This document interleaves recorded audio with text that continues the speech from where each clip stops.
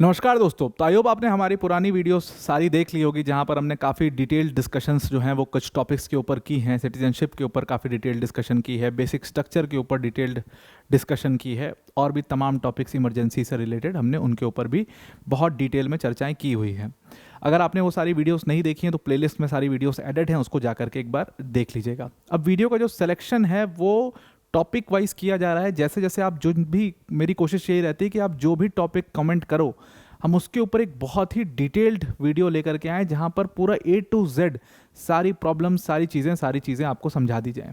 तो वही कोशिश रहती है। तो आज का जो उसी तरीके से जो टॉपिक पिक किया है आज हमने यूनिफॉर्म सिविल कोड के ऊपर डिस्कशन के लिए पिक किया है, क्योंकि ये टॉपिक जो है वो काफ़ी बार जो है हमारे कमेंट बॉक्स में दिख रहा था कि यूनिफॉर्म सिविल कोड के ऊपर कुछ डिस्कशन किया जाए। और ये टॉपिक इसलिए भी इम्पॉर्टेंट है क्योंकि रिसेंट जब भी इलेक्शंस आते हैं तो ये टॉपिक काफ़ी रेलेवेंट भी हो जाता है। यूनिफॉर्म सिविल कोड क्यों रेलेवेंट हो जाता है? क्योंकि इसके ऊपर काफ़ी चर्चाएं होती हैं, इसके ऊपर काफ़ी डिबेट्स हैं, और ये एकमात्र ऐसा टॉपिक है जो कि डीपीएसपी से रिलेटेड टॉपिक है। डीपीएसपी के आर्टिकल 44 में अगर मैं आपको बताऊं तो यूनिफॉर्म सिविल कोड वहां पर मेंशन है। आर्टिकल 44 कहता है कि जो स्टेट है that the state should strive to bring the uniform civil code. तो डीपीएसपी में यूनिफॉर्म सिविल कोड का मेंशन है, और इसीलिए बीजेपी गवर्नमेंट जब भी पावर में रहती है तो उसकी कोशिश ये रहती है कि यूनिफॉर्म सिविल कोड के ऊपर कुछ काम किया जाए। अब जैसे आपने देखा होगा कि जब भी बीजेपी पावर में आई 2014 के बाद, तो 3 प्रमुख मुद्दे लेकर के वो पावर में आई थी, और उन 3 प्रमुख मुद्दों में से पहला था, एक तो राम मंदिर का इशू था, दूसरा इशू था कश्मीर का स्पेशल स्टेटस यानी कि आर्टिकल 370 का, और जो तीसरा मुद्दा जो सबसे इंपॉर्टेंट मुद्दा था बीजेपी के लिए वो था ये यूनिफॉर्म सिविल कोड का मुद्दा। अब पहला मुद्दा आपने देखा कि उन्होंने निपटारा कर लिया उसका, राम मंदिर जो है बन भी गया, उसके ऊपर जजमेंट भी आई, बना भी वो। दूसरा जो उनका मुद्दा था 370 का, हालांकि राम मंदिर जो मुद्दा था वो सिर्फ बीजेपी ने नहीं, उसमें बहुत सारे लोगों ने और भी काम किया है, और बहुत बड़े बड़े संगठनों ने मिलकर के काम किया है, सिर्फ बीजेपी को नहीं कह सकते। और सुप्रीम कोर्ट का भी उसमें जजमेंट जो है वो काफ़ी इंपॉर्टेंट है। अगर सुप्रीम कोर्ट का जजमेंट ही नहीं आता तो शायद उसमें कुछ होता ही नहीं। दूसरी चीज़ जो दूसरा मुद्दा था वो था आर्टिकल 370 का, जिसको तो कैसे भी करके उसके ऊपर भी कोशिश करेंगे। बहुत सारे कमेंट्स थे कि आर्टिकल 370 के ऊपर भी एक डिटेल डिस्कशन की जाए, उसके ऊपर भी कोशिश करेंगे कि नेक्स्ट वीडियो आर्टिकल 370 का ही रखें, पूरी स्टोरी फॉर्म में आपको समझा दिया जाए कि क्या जर्नी है आर्टिकल 370 की। खैर, आर्टिकल 370 का भी मुद्दा आपने देखा कि किस तरीके से बीजेपी ने उसको भी पास वास करा के, मतलब 2019 में कैसे भी करके उसको भी निकाल लिया। तीसरा जो उनका मुद्दा था वो था यूनिफॉर्म सिविल कोड का। 2014 का मैनिफेस्टो भी था, उसमें भी मेंशन था यूनिफॉर्म सिविल कोड। 2019 के मैनिफेस्टो में भी मेंशन था यूनिफॉर्म सिविल कोड। 2024 के मैनिफेस्टो में भी यूनिफॉर्म सिविल कोड मेंशन था। लेकिन आज तक यूनिफॉर्म सिविल कोड आ ही नहीं पाया। क्यों नहीं आ पाया? क्योंकि इसके पीछे बहुत ज़्यादा लड़ाइयाँ हैं, बहुत ज़्यादा परेशानियाँ हैं, बहुत सारे डिबेट्स हैं, बहुत सारे पर्सनल लॉज। ये जो अभी मैं शब्द बोलूँगा ना, Muslim law, personal law, Hindu laws, ये फैमिली लॉ, कॉन्ट्रैक्ट, ये सब वर्ड्स हैं जो अभी शायद आपको समझ में ना आ रहे हों, लेकिन आप वीडियो में आगे बढ़ते चले जाओगे, आपको सब कुछ एक एक वर्ड जो है आपको बहुत अच्छे, बहुत डिटेल में समझ में आने लगेगा। अब अगर आपको यूनिफॉर्म सिविल कोड को समझना है तो उसको आप वर्ड टू वर्ड, मतलब ये 3 वर्ड हैं इसमें, यूनिफॉर्म, सिविल और कोड, तीनों अलग अलग वर्ड हैं। अगर आप इन तीनों वर्ड्स को डिटेल में समझ लेते हो तो आपको मुख्य रूप में ये समझ में आ जाएगा कि यूनिफॉर्म सिविल कोड है क्या। और उसके बाद आपको, अगर एक बार आपने यूनिफॉर्म सिविल कोड समझ लिया तो उसके बाद आपको समझना है कि ये यूनिफॉर्म सिविल कोड किस तरीके से हम लाना चाहते हैं भारत देश में। और तीसरी चीज़ जो आपको समझनी है वो हमारे जो लॉज हैं उनके कोडिफिकेशन के बारे में समझना होगा। अगर ये 3 बिंदुओं पर आपने ठीक ठाक चर्चा कर ली, अगर ये 3 पॉइंट्स आपने ठीक तरीके से समझ लिए, तो आपको यूनिफॉर्म सिविल कोड क्या होता है ये समझ में आ जाएगा इस वीडियो के एंड में। क्यों हम नहीं ला पा रहे हैं यूनिफॉर्म सिविल कोड, प्रॉब्लम्स क्या हैं उसमें, वो चीज़ डिटेल में आपको समझ में आ जाएगी। तो चलिए यूनिफॉर्म सिविल कोड के ऊपर अपनी डिस्कशन स्टार्ट करते हैं। सबसे पहला वर्ड, जो सबसे ईजी वर्ड है, उसको उठाते हैं, जिसका नाम है कोड। अब देखो, कोड को समझने से पहले आप 2 वर्ड्स को समझ लो, जिसको कहते हैं बिल और एक्ट। अब ये दोनों वर्ड्स आपने कई बार अपने सामने देखे होंगे। बिल का मतलब क्या है? बिल का मतलब वही है जो कि अभी पार्लियामेंट में इंट्रोड्यूस हुआ है, लेकिन प्रेसिडेंट का इसके ऊपर एक्सेंट नहीं है, ना पार्लियामेंट से ये पास हुआ है और ना प्रेसिडेंट का इसके ऊपर सिग्नेचर हुआ है, उसको हम बिल कह देते हैं। ये लॉ ही है, लॉ का एक, समझ लो, लॉ का एक पहले वाला फॉर्म है बिल। तो जैसे आपने देखा सिटीजनशिप अमेंडमेंट बिल था, जिसको कैब कहा जा रहा था, सिटीजनशिप अमेंडमेंट बिल। और ये सिटीजनशिप अमेंडमेंट बिल जब पार्लियामेंट में इंट्रोड्यूस ही हुआ था तभी उसको लेकर के इतना बवाल हो गया था, पूरा प्रोटेस्ट वोटेस्ट होने लगा। तो नहीं कहा था कैब वापस लो, कैब वापस लो, उसको क्यों इंट्रोड्यूस किया है? तो वो उस समय पर पार्लियामेंट से पास नहीं हुआ था, ना प्रेसिडेंट ने उस पर सिग्नेचर किया था। अब यही बिल जो है वो जब पार्लियामेंट से पास हो जाता है और प्रेसिडेंट भी अपना उसके ऊपर सिग्नेचर कर देता है तो उसको हम एक्ट कहने लगते हैं। तो यहाँ पर प्रेसिडेंट के सिग्नेचर और पार्लियामेंट से पास होना दोनों बहुत इंपॉर्टेंट है। इन दोनों के बाद क्या होता है कि उसको एक्ट कह दिया जाता है। अब इसी एक्ट से अब क्या होता है कि एक डेफिनेशन है आर्टिकल 13। जब मैं आपको बेसिक स्ट्रक्चर एक्सप्लेन कर रहा था तो तब मैंने आपको समझाया था कि आर्टिकल 13 के सब क्लॉज 2 में हमने लॉ की डेफिनेशन दी हुई है। अब लॉ किसको कहते हैं? लॉस की डेफिनेशन में बहुत सारी चीज़ें आती हैं, जैसे कि लॉ हम किसको किसको कहते हैं। तो एक तो लॉ हम एक्ट को कहते हैं। एक्ट जो होगा, जो कि पार्लियामेंट से पास होगा, प्रेसिडेंट का सिग्नेचर होगा, उसको हम लॉ, कानून, लॉ यानी कानून मानेंगे। उसके अलावा बाई लॉज जो हैं उनको भी हम कानून मानेंगे। उसी के अलावा अगर आप देखोगे तो नोटिफिकेशंस जो इशू हो रही हैं उनको भी हम लॉ मानेंगे। रूल्स जो हैं उनको भी हम लॉ मानेंगे। कस्टम्स जो कि बहुत लंबे समय से फॉलो हो रहे हैं उनको भी हम लॉ मानेंगे। तो इसी लॉ की डेफिनेशन में ही एक वर्ड कोड भी आप इसको ले सकते हो। अब अगर कोड और एक्ट में जो मुख्य तौर पर आपको डिफरेंशिएशन देखना है तो वो डिफरेंशिएशन क्या होता है कि एक्ट बेसिकली क्या है, उसको आप एक इस तरीके का डॉक्यूमेंट समझो जिसको एक्सक्लूसिवली पार्लियामेंट ही लिखता भी है, मतलब फॉर्मुलेट भी करता है, और ये पार्लियामेंट में ही पास भी किया जाता है। लेकिन वहीं पर कोड का जो फर्क होता है वो ये होता है कि कोड हम क्या करते हैं, हम बहुत सारे प्रीवियस जो लॉज फॉलो हो रहे हैं या कस्टम्स फॉलो हो रहे हैं उसका सिर्फ कोडिफिकेशन कर देते हैं, मतलब उनको एक साथ में लिख देते हैं एक जगह पर। फॉर एग्जाम्पल इसको समझ लो इस चीज़ तरीके से, जैसे कोड आप किसको देखते हो, जैसे आईपीसी को आप एक कोड की तरह देखते हो। इसका फुल फॉर्म क्या है? Indian penal code. अब तो ये नहीं रहा, पहले की मैं एग्जाम्पल देने के लिए आपको बता रहा हूँ। जैसे सीपीसी आप देखते हो, सिविल प्रोसीजर कोड। तो इसको कोड क्यों कहा जा रहा है? इसको कोड कहे जाने का रीज़न क्या है कि हमने क्या किया है कि ज़रूरी नहीं है कि इसमें सारे जितने लॉज हैं उन सारे लॉज को पार्लियामेंट ने लिखा है।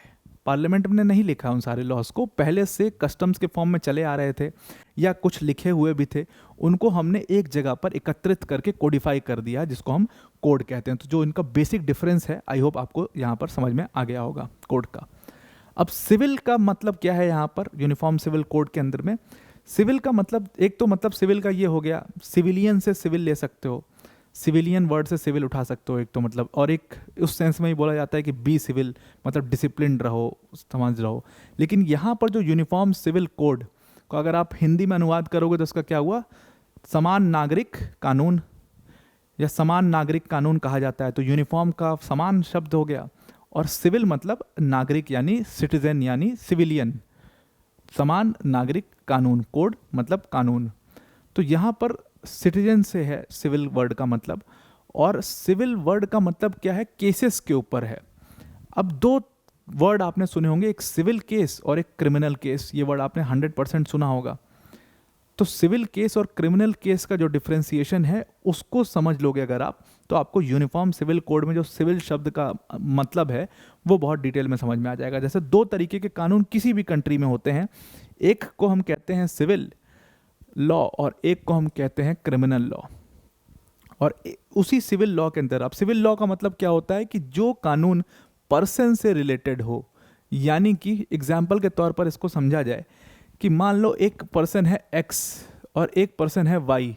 अब एक्स और वाई में कोई विवाद हो गया है, मतलब कि एक पर्सन है आदित्य और एक पर्सन है आप, मान लीजिए कोई भी विवेक। तो आदित्य और विवेक में कोई विवाद हो गया है, तो इसको आप सिविल केस कहते हो कंट्री में हमारे। ठीक उसी तरीके से मान लो किसी ने मेरा पार्क है बाहर, मेरे घर के बाहर पार्क है बना हुआ, और पार्क की मैंने बैरिकेडिंग की है, कोई गाड़ी तेज चला करके आ रहा है, मेरे पार्क के बैरिकेडिंग पर मार दिया ले आके गाड़ी, और पूरा बैरिकेडिंग टूट गई है। तो अब ये उसने किया तो अपराध है, लेकिन ये अपराध इतना संगीन नहीं है कि मैं इसको कोर्ट में मैं इसको जेल भिजवा दूँ उसके लिए, या उसको कोई पनिशमेंट मिल जाए। वो ज़्यादा से ज़्यादा क्या होगा कि वो मुझे डैमेजेस पे कर देगा, जितना उसने नुकसान किया है उतना वो मुझे डैमेज या कंपेंसेशन दे देगा। तो जहाँ पर भी ऐसे मामले होते हैं जहाँ पर डैमेज या कंपेंसेशन दिए जाते हैं उनको हम जनरली सिविल केस कह देते हैं। और एक होता है क्रिमिनल लॉ। यानी क्रिमिनल केस या criminal law. Criminal law basically क्या होता है कि मान लो कोई पर्सन एक्स है, उसने कोई बहुत संगीन आरोप, कोई बहुत संगीन अपराध कर दिया है, लेस से मर्डर कर दिया है उसने। अब मर्डर जो होता है वो पर्सन टू पर्सन नहीं है, पर्सन टू पर्सन तो है ही, मतलब एक्स ने वाई का मर्डर कर दिया, वो पर्सन टू पर्सन तो है ही, लेकिन उसके बाद वो it is a wrong against the society also. मतलब कि वो सोसाइटी के लिए भी बहुत बुरी चीज़ है, वो सोसाइटी के लिए भी एक गलती है जो उस पर्सन ने कर दी है। वो सबके लिए, उस पर्सन से सबको थ्रेट हो सकता है। आज वाई को मार दिया, कल जेड को मार देगा, परसों किसी और को मार देगा, ए को मार देगा, बी को मार देगा। तो it is a wrong against the society also.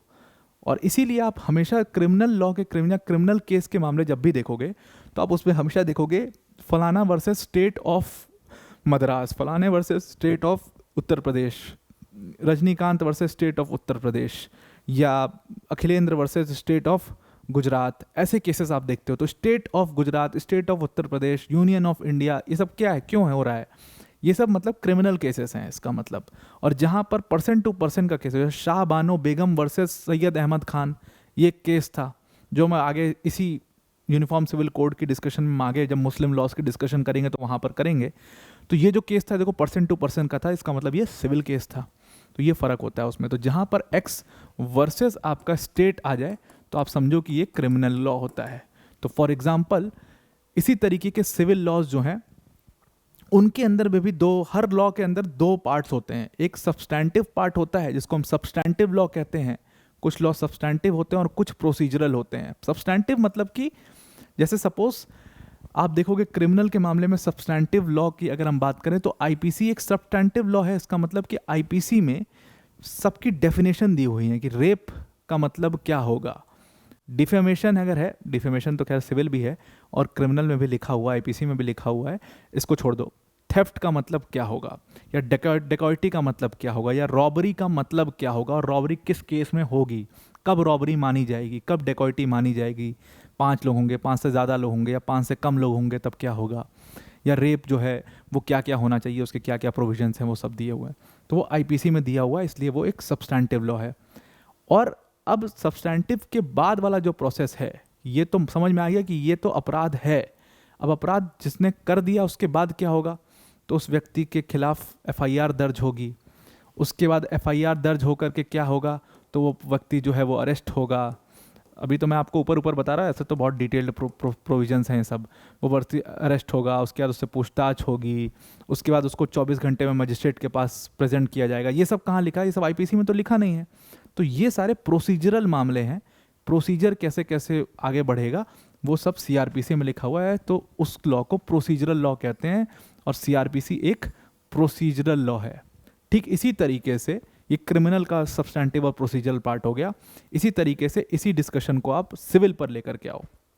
तो सिविल में जो सब्सटैंटिव लॉज हैं उन्हीं में से एक लॉ है फैमिली लॉ। अब ये फैमिली लॉ क्या है? फैमिली लॉ में हम सारे पर्सनल लॉज को ले लेते हैं। पर्सनल लॉ मतलब वो लॉ जो पर्सन के ऊपर अप्लाई हो रहा है। अब इसमें एक लॉ नहीं आता, इसमें बहुत सारे लॉज आते हैं। जैसे एक पर्सन की दूसरे पर्सन से मैरिज से रिलेटेड जो लॉज हैं वो फैमिली में आते हैं। एक पर्सन से किसी को अडॉप्ट करना चाहता है, किसी चाइल्ड को, अडॉप्शन से रिलेटेड जो लॉज हैं वो भी फैमिली लॉ में आते हैं। फिर इनहेरिटेंस के जितने मामले होते हैं वो भी फैमिली लॉ में आते हैं। इनहेरिटेंस के अलावा गार्जियनशिप के मामले जो होते हैं वो भी फैमिली लॉ में आते हैं। ये सब फैमिली लॉ के पार्ट हैं। ये सारे जितने मैंने आपको बताए, बल्कि ये तो अभी बहुत सारे पार्ट हैं। गार्जियनशिप हो गया, इनहेरिटेंस हो गया, उसके अलावा सक्सेशन जो है वो भी बहुत इंपॉर्टेंट पार्ट है। सक्सेशन भी यहाँ पर फैमिली लॉ में आ जाता है। ये सब फैमिली लॉ के पार्ट हैं।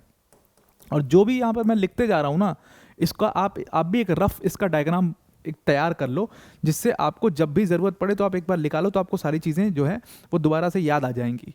हालांकि इसमें कोई बहुत हार्ड एंड फास्ट कुछ मैं ऐसा नहीं लिखवाने वाला हूँ कि आपको लिखना पड़े, लेकिन आपको एक बार डायग्राम जो है समझने के लिए ये सारी चीज़ें आप लिखते जाओ। क्योंकि कई जगह पे मैं शॉर्ट फॉर्म्स लिखते जाऊँगा तो हो सकता है कि वो शॉर्ट फॉर्म्स जो है वो आपको बाद में ना समझ में आए, इसलिए मैं बार बार बोलते जाता हूँ उसको, ताकि आप उसको पूरा अपने कॉपी में लिख लो। मेरे पास जगह की कमी है इसलिए मैं शॉर्ट फॉर्म लिख रहा हूँ। तो ये सारे सक्सेशन, गार्जियनशिप से रिलेटेड लॉज, इनहेरिटेंस से रिलेटेड, एडॉप्शन से रिलेटेड लॉज, या मैरिज से रिलेटेड लॉज, डाइवोर्स से रिलेटेड लॉज, ये सब जो हैं फैमिली लॉज के अंदर आते हैं, या फिर मेंटेनेंस से जो रिलेटेड लॉ है, ये सब कुछ जो है फैमिली लॉ के अंदर आता है। इसी सब्सटेंटिव पार्ट में कॉन्ट्रैक्ट भी आता है। कॉन्ट्रैक्ट आपने सुना होगा कि एक पर्सन का दूसरे पर्सन से कॉन्ट्रैक्ट, या एक पर्सन का किसी कंपनी के साथ कॉन्ट्रैक्ट, या दो कंपनीज का आपस में कॉन्ट्रैक्ट जो है किसी टर्म्स के ऊपर कंपनी जो है दोनों के बीच में अग्रीमेंट हुआ, और अग्रीमेंट जो है it turn into a contract. तो ये कॉन्ट्रैक्ट भी हमारा सिविल मामले में आता है।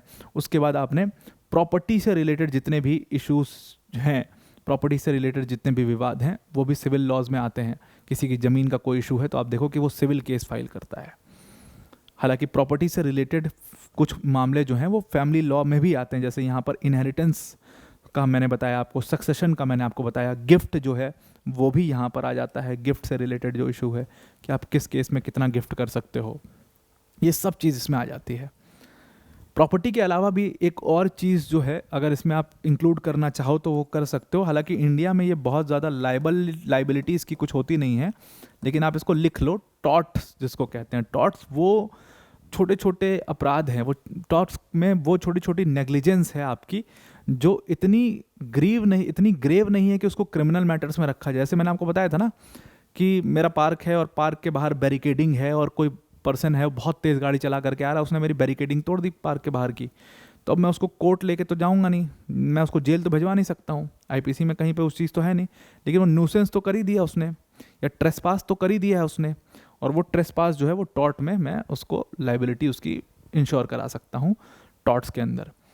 टॉर्ट्स के ऊपर जितने कानून बने हुए हैं वो बाहर की कंट्रीज़ में आप देखोगे, यूके में या यूएस में काफ़ी ज़्यादा इसको लागू किया जाता है, लेकिन इंडिया में उस व्यवहारिक तौर पर अब इंडिया में कहाँ लागू हो रहा है। जहाँ पर हमने लिख दिया दीवार पर यहाँ थूकना मना, वहीं थूक करके लोग जाएंगे। वो लिखना ही एक अपराध हो गया, जैसे कि वहाँ यहाँ पर थूकना मना है लिख दो तो वहीं पर लोग थूकेंगे जानबूझ करके। तो वहाँ उस ऐसे देश में आप कहाँ टॉर्ट्स को लागू करवा पाओगे, आप पहले क्रिमिनल ढंग से लागू करवा लो, वही बहुत बड़ी बात है। तो इस तरीके से ये सब्सटैंटिव लॉज हैं। और प्रोसीजरल लॉज में सीपीसी के जितने भी प्रोसीजर्स हैं वो लिखे हुए हैं सिविल प्रोसीजर कोड में, जो सारे कोर्ट वगैरह और कोड वगैरह सब कुछ सिविल प्रोसीजर कोड में हमने लिख दिया है। तो ये पूरा बाइफर्केशन हो गया लॉस का। अब अगर हम बात कर रहे हैं आपकी यूनिफॉर्म सिविल कोड की, तो यूनिफॉर्म सिविल कोड में जितनी डिबेट हैं, जितने झगड़े हैं, वो इसी फैमिली लॉ से हैं, इसी फैमिली लॉ से रिलेटेड है। बाकी जगह पर कोई झगड़ा, कोई डिबेट नहीं है बहुत ज़्यादा। इसी फैमिली लॉ में डाइवोर्स को लेकर के, मैरिज को लेकर के, एडॉप्शन के प्रोसेस को लेकर के, इनहेरिटेंस को लेकर के, सक्सेशन, गार्जियनशिप, इन सब को लेकर के इतनी डाइवर्सिटी हमारे कंट्री में, हिंदूज, मुस्लिम्स, सिख, ईसाई, सिख तो खैर हटा दीजिए, तो हिंदूज में ही डेफिनेशन में आ जाते हैं, क्रिश्चियंस, ज्यूज, पारसीज, इतनी बाइफर्केशंस हैं और सबके अपने अलग अलग लॉज हैं फैमिली से रिलेटेड। हिंदुओं में मैरिज का कुछ और, जैसे फॉर एग्जांपल आप इस चीज़ से समझो, जैसे हिंदूज़ में जो मैरिज होती है, हिंदूज़ में मैरिज जो है वो एक कॉन्ट्रैक्ट की तरह नहीं देखी जाती है।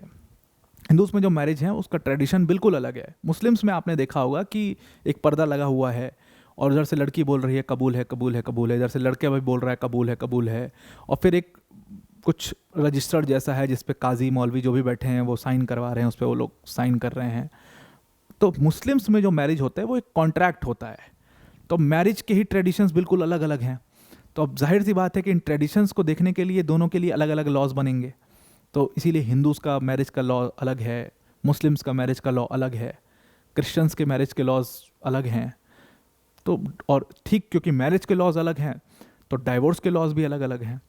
और क्योंकि हम सोर्सेज भी अलग अलग फॉलो करते हैं, मुस्लिम्स अपने कुछ और सोर्स फॉलो कर रहे हैं, हम अपने कुछ और सोर्स फॉलो कर रहे हैं, क्रिश्चियंस अपने कुछ और सोर्स फॉलो कर रहे हैं, इस वजह से जितना झगड़ा है वो इसी फैमिली लॉ को लेकर के है।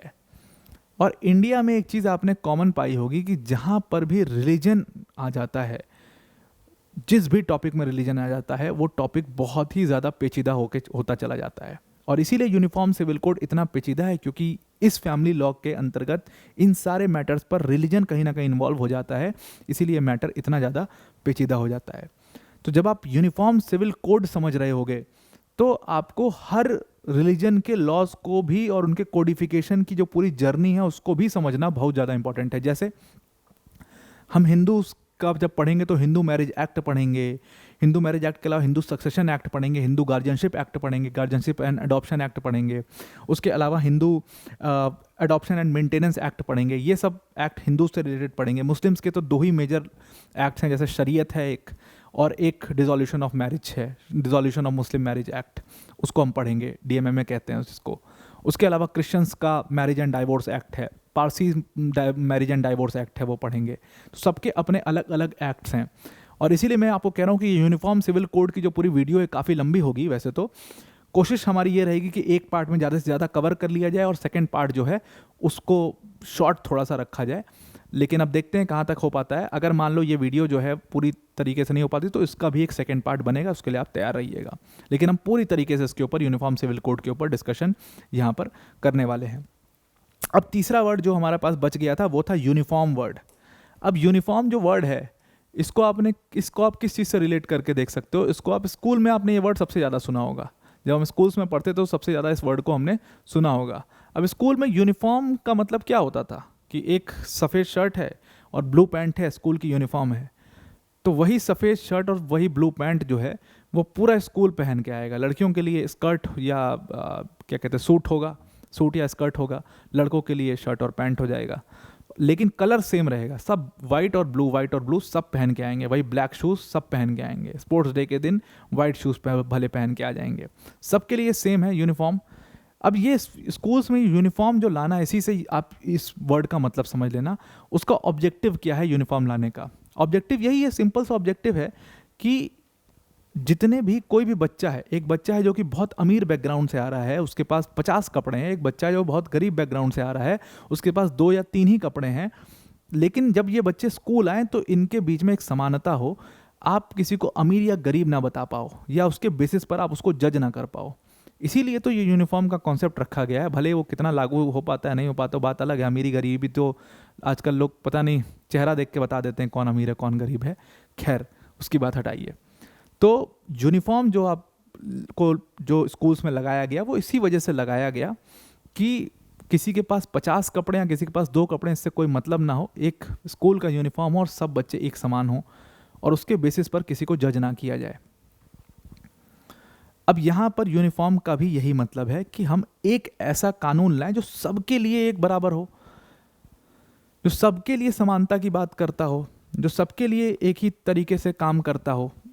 तो ये इसीलिए ये वर्ड जो है यूनिफॉर्म सिविल कोड, बस इस वर्ड को आप, एक वर्ड है होमोजेनस, उससे कंपेयर मत करना। यहाँ पर बस मैं होमो लिख रहा हूँ, आप पूरा होमोजेनस लिखना, उससे कंफ्यूज मत करना यूनिफॉर्म को। यूनिफॉर्मिटी को जब हम एक्सट्रीम लेवल पर लेकर के चले जाते हैं तो वो एक्सट्रीम लेवल के बाद वो होमोजेनिटी बन जाती है। अभी आप समझोगे होमोजेनिटी का मतलब, होमोजेनिटी मतलब कि एकदम एब्सोल्यूट इक्वल करने की कोशिश हमारी है। यूनिफॉर्मिटी की जब हम बात करते हैं तो हम उसमें कुछ एक्सेप्शंस को भी अलाउ करते हैं। हम इक्विटी की एक तरीके से बात कर रहे हैं। इक्वालिटी और इक्विटी में जितना फ़र्क है वही यूनिफॉर्मिटी और होमोजेनिटी में फ़र्क है।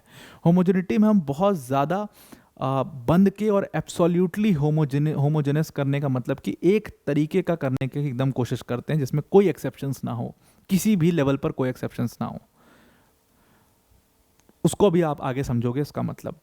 तो अब इंडिया में जो यूनिफॉर्म सिविल कोड लाने की बात बार बार जब हम कर रहे हैं तो उसका 4 मतलब है, उसके 4 मतलब हो सकते हैं।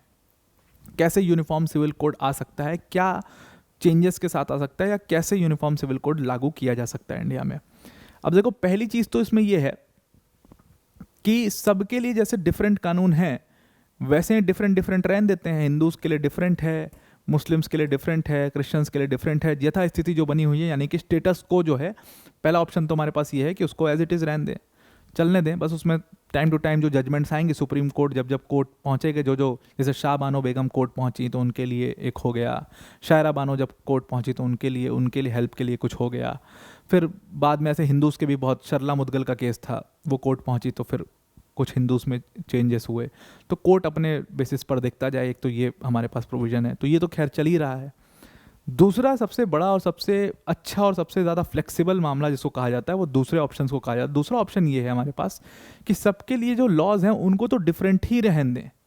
मतलब हिंदूज़ के लिए जो हिंदू मैरिज एक्ट है, मुस्लिम्स के लिए जो शरीयत एक्ट है, या क्रिश्चियंस के लिए जो मैरिज एंड डाइवोर्स एक्ट है, उन सबको मतलब डिफरेंट ही रहने दें, बस उसमें कुछ मेजर अमेंडमेंट्स कर दें, जैसे कि जो एक्ट या जो लॉज जो हैं वो डिफरेंशिएशन करते हैं उनको हम चेंज कर दें। जैसे मुस्लिम्स के अंदर में मैरिज का आपने प्रावधान सुना होगा।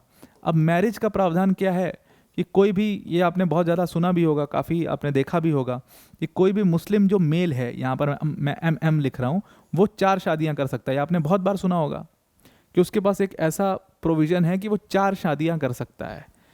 फीमेल के पास नहीं है, लेकिन मेल के पास ये प्रोविज़न है कि वो 4 शादियाँ कर सकता है।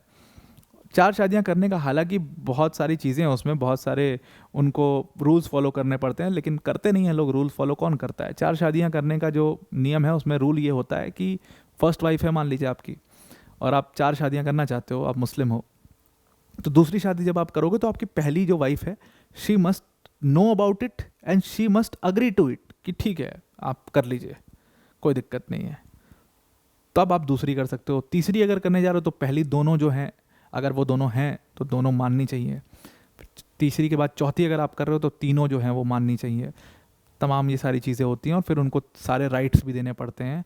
वो सब कभी हम समझेंगे जब मुस्लिम लॉ में बहुत डिटेल में मुस्लिम लॉ के ऊपर डिस्कशन करेंगे, और इसी वीडियो के अंदर शायद हम प्रोबेबली सेकेंड पार्ट में करें तो उसके ऊपर हम डिस्कशन करेंगे। तो ये जैसे ये डिफ्रेंसिएशन क्यों है? अगर ये मुस्लिम मेल के पास है तो ये मुस्लिम फीमेल के पास भी हो, या इस तरीके से आप देखो, या दूसरी तरीके से आप इस चीज़ को ऐसा देख लो कि हिंदूज़ में आपने देखा है कि हिंदूज़ में ऐसा नहीं होता है। हिंदूज़ में एक जो फीमेल है या एक मेल है वो एक ही शादी कर सकते हैं। डाइवोर्स के बाद भले दूसरी शादी कर ले, लेकिन बिना डाइवोर्स दिए वो एक ही फीमेल या एक ही मेल से शादी कर सकते हैं, ये आपने देखा है। तो फिर उनके सिस्टम से यहाँ पर डिफ्रेंसिएशन क्यों है? तो इक्वालिटी होनी चाहिए। तो इक्वालिटी तो इसलिए सेकंड वाले ऑप्शन में हम ऐसा कर सकते हैं कि कुछ मेजर अमेंडमेंट्स जो इस तरीके के डिफरेंशिएशन रखते हैं पर्सनल लॉज में, उनको हम एलिमिनेट करके एक ऐसा बाकी सारे कानूनों को एज इट इज़ रहने दें, इम्प्रूवमेंट्स करके।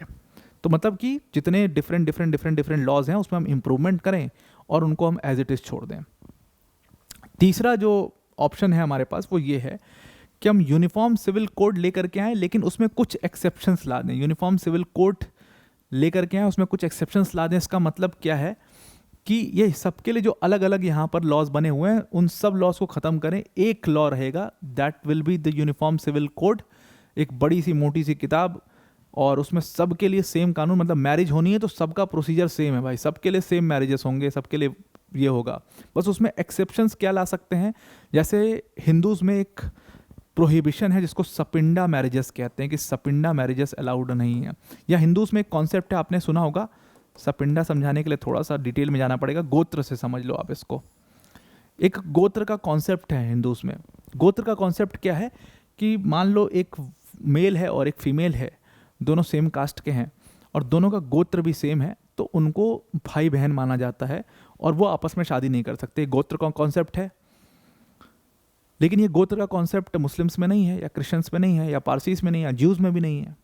ये गोत्र कॉन्सेप्ट सिर्फ हिंदूज़ में है। तो इस तरीके की चीज़ें हैं उनको हम एक्सेप्शंस में रख करके और एक यूनिफॉर्म सिविल कोड ला सकते हैं। गोत्र हो गया, मुस्लिम्स के भी कुछ ऐसे नियम होंगे, उनको हम एक्सेप्शंस में रखें और एक यूनिफॉर्म सिविल कोड लेकर के आएँ। और चौथा जो नियम है वो एकदम एब्सोल्यूट होमोजेनिटी की बात करता है, जिसको मैं आपको पीछे समझा रहा था। वो कहता है कि नहीं भाई, सबके लिए समान यूनिफॉर्म सिविल कोड होना चाहिए, बिल्कुल एब्सोल्यूट होना चाहिए, कोई एक्सेप्शंस नहीं। आप हिंदू हो, आप मुस्लिम हो, आप सिख हो, आप ईसाई हो, आप जैन हो, आप बुद्ध हो, आप ज्यूज़ हो, आप पारसी हो, आप कुछ भी हो, आप बहाई हो, कुछ भी हो, अगर आप इंडिया में रहते हो तो you have to follow the law of the land, that will be the uniform civil code. और आपको उसी तरीके से मैरिज का सबका एक प्रोविज़न होगा, डाइवोर्स का सबका एक प्रोविज़न होगा, हर चीज़ के सबके लिए एक प्रोविज़न, एक समान कानून होंगे। ऐसा नहीं है कि ये सक्सेशन इनका इस तरीके से हो रहा है और इनका सक्सेशन इस तरीके से हो रहा है। ये हिंदू है, इनका सक्सेशन का लॉ अलग है, वो मुस्लिम है, उनका सक्सेशन का लॉ अलग है। वो कंप्लीट होमोजेनिटी की बात ये चौथा वाला प्रोविज़न करता है। अब ये चौथा वाला जो प्रोविज़न है, इसमें आपको एक प्रॉब्लम दिख रहा होगा कि देखो होमोजेनिटी हमारे देश में क्यों नहीं आ सकती। शायद आपको अभी मैं कह रहा हूँ तो आपको लग रहा होगा कि क्यों, हाँ सबसे बढ़िया चौथा लगाओ, कोई दिक्कत ही नहीं है उसमें, इसको लगाओ, सब बढ़िया चलेगा, क्या दिक्कत है। अभी ये कहने के लिए बहुत आसान है, लेकिन अगर इसको सोसाइटल बेसिस पर ले आया जाएगा तो ये बहुत मुश्किल हो जाएगा। हम कंपेयर नहीं कर सकते उन कंट्रीज से। जैसे आप सऊदी अरेबिया या ईरान में देखो तो वहाँ पर कंप्लीट होमोजेनिटी है, और ऐसे पूरे मुस्लिम कानून जो है वो शरीयत वहाँ पर लागू है। लेकिन हमारी सोसाइटी ही बिल्कुल डिफरेंट है। हमारी सोसाइटी क्यों डिफरेंट है, उसके पीछे का रीज़न समझो। 2 शब्द आपको समझाता हूँ, उसके बाद सोसाइटी समझाता हूँ, और उसके बाद आपको समझ में आएगा कि हम क्यों इसको फॉलो नहीं कर सकते, एब्सोल्यूट होमोजेनिटी को फॉलो क्यों नहीं कर सकते हैं, हम अपनी डाइवर्सिटी क्यों हुई है हमारे यहाँ और हम क्यों फॉलो नहीं कर पा रहे हैं। देखो 2 शब्द हैं। लॉ जो है वो 2 तरीके के हैं होते हैं। एक पर्सनल लॉज होते हैं, जैसे मैंने आपको फैमिली लॉज बताए ना, वो सब पर्सनल लॉज में आते हैं। पर्सनल लॉज वो लॉ होते हैं जो कि पर्सन के ऊपर लागू होते हैं। तो कॉन्ट्रैक्ट, टॉर्ट्स, ये सब जो हैं सब पर्सनल लॉज हैं, यानी कि पर्सन के ऊपर लागू हो रहे हैं। फैमिली लॉज के अंदर अडॉप्शन, मेंटेनेंस, सक्सेशन, इनहेरिटेंस, ये मैरिज, ये सब जो है वो पर्सनल लॉज में आते हैं। और दूसरा जो शब्द है वो लेक्स लोकाए है, जो ये लैटिन शब्द है ये, और लेक्स लोकाए का मतलब होता है that is the law of the land. और लॉ ऑफ द लैंड का मतलब आप समझने के लिए इसको इस चीज़ से समझो कि एक लैंड जिसके लॉ जिसमें जो लॉ होगा वो सबके लिए इक्वल होगा, that is called the law of the land. इसको समझाने के लिए और एक एग्जाम्पल के तहत आपको समझाता हूँ। 2 ट्राइब्स का एग्जाम्पल लेते हैं। अब यहाँ पर 2 ट्राइब्स हैं, एक ट्राइब 1 है, एक ट्राइब 2 है। एक ट्राइब 1 है जहाँ पर, जो कि एक ऐसी जगह पर स्थित है, मान लो उत्तर प्रदेश, मान लो इंडिया के यूपी में एक ट्राइब रहती है, और ये ट्राइब जो है यहाँ पर अच्छा खासा एग्रीकल्चर है। अब एग्रीकल्चर यहाँ पर बढ़िया होता है, यहाँ पर जितने लोग रह रहे हैं सबका रिलीजन भी सेम है, यहाँ पर जितने लोग रह रहे हैं उस सबकी लैंग्वेज भी सेम है, कोई विवाद ही नहीं है। मैरिज भी अपनी ट्राइब में हो रही हैं, बच्चे भी अपने ट्राइब में हो रहे हैं, सक्सेशन भी जो प्रॉपर्टी का है वो अपने ट्राइब में ही हो रहा है, सब कुछ यहीं पर हो रहा है, जो हो रहा है सब कुछ यहाँ पर हो रहा है। और दूसरी तरफ जो एक ट्राइब है, ट्राइब 2 जिसको मैं कह रहा हूँ, ये ट्राइब ऐसी जगह पर स्थित है, मान लीजिए किसी पहाड़ी इलाके में स्थित है, नेपाल के किसी बहुत पहाड़ी इलाके में ट्राइब स्थित है। तो ये जो ट्राइब है यहाँ पर एग्रीकल्चर के कोई साधन नहीं है, तो ये लोग जो हैं ये नॉन वेजिटेरियंस हैं, ये जानवर मार के खाते हैं। और यहाँ पर क्योंकि एग्रीकल्चर बहुत अच्छा है तो यहाँ पर लॉ कानून है कि यहाँ पर आप वेजिटेरियन ही खा सकते हो। नॉन वेज मतलब कि जानवरों को मारना ही अपराध है, और अगर आपने जानवरों को मार दिया उठा करके जेल में भर दिया जाएगा या आपको मार दिया जाएगा, इस तरीके का लॉ है। बस समझने के लिए समझना है इस चीज़ को। तो इस तरीके का लॉ यहाँ पर मेंशन है। और यहाँ पर क्या है कि क्योंकि यहाँ पर कुछ है ही नहीं, एग्रीकल्चर है नहीं, तो जानवरों को मारना ही पड़ेगा। तो जाहिर सी बात है नॉन वेजिटेरियंस हैं ये लोग। उसके बाद इनका भी रिलीजन सेम है, इनकी भी लैंग्वेज सेम है। उसके अलावा ये जो ट्राइब है ये बहुत सारे वॉर्स में इन्वॉल्व रहती है, और जब वॉर्स में इन्वॉल्व रहती है तो मल्टीपल मैरिजेस का यहाँ पर कॉन्सेप्ट है। मतलब कि यहाँ पर पॉलीगैमी है, पॉलीगैमी या पॉलीएंड्री कह लो आप, दोनों है, पॉलीगैमी पॉलीएंड्री। पॉलीगैमी या पॉलीएंड्री क्या होता है, जब एक मेल जो है वो कई सारी फीमेल से शादी करता है उसको हम पॉलीगैमी कहते हैं। जैसे मुस्लिम्स में जो एक मेल है वो 4 फीमेल से शादी करता है, उसको हम पॉलीगैमी कहते हैं। और पॉलीएंड्री मतलब कि एक फीमेल जो है वो कई सारे मेल्स से जब शादी कर रही है उसको हम पॉलीएंड्री कहते हैं। तो यहाँ पर क्योंकि ये ट्राइब बहुत सारे वॉर्स में रहती है, बहुत सारे युद्ध इनको लड़ने पड़े, तो यहाँ पर मर्दों की जो संख्या है वो कम होती चली गई। तो एक आदमी ने कई विमेन से शादी कर ली है, अब वो विमेन का खर्चा वर्चा कैसे चलेगा, वो डिपेंडेंट थी पूरी।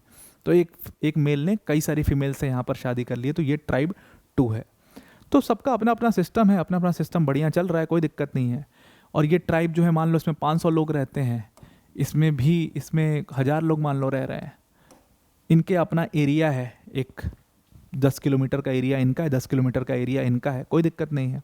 दिक्कत कब शुरू होगी, दिक्कत तब शुरू होगी जब ये ट्राइब के लोग यहाँ जाएं और इस ट्राइब के लोग इधर जाएं, तब ये दिक्कत शुरू होगी, तब आपस में क्लैशेस होंगे। अब जब ये इक्का दुक्का जा रहे हैं माइनॉरिटी में, तो मान लो माइनॉरिटी में ट्राइब 1 के लोग ट्राइब 2 में जा रहे हैं, ट्राइब 2 की तरफ जा रहे हैं, तो यहाँ पर जा करके उनको इनका law of the land follow करना होगा, जो कि लेक्स लोकाए है। मतलब कि जो एक सीमा में कानून बना हुआ है वही उनको फॉलो करना पड़ेगा। उनको नॉनवेज वहाँ खाते हैं तो नॉनवेज ही खाना पड़ेगा, और ये लोग जब यहाँ पर आ रहे हैं तो इनको वेजिटेरियन खाना पड़ेगा, वही नियम है, वही कानून है भाई। माइनॉरिटी में जब आ रहे हैं, लेकिन जब मेजॉरिटी में ये लोग जा रहे हैं, मान लो यहाँ से 500 लोग हैं और 250 जो हैं उधर चले गए, तब क्या होगा, वहाँ पर डाइवर्सिटी आ जाएगी, तब वहाँ पर क्लैशेस आएंगे। और जब क्लैशेस आएंगे तब हमें पर्सनल लॉज जो हैं वो लाने पड़ेंगे वहाँ पर सोसाइटी को मैनेज करने के लिए। और इंडिया में इसी तरीके से पर्सनल लॉज आए थे।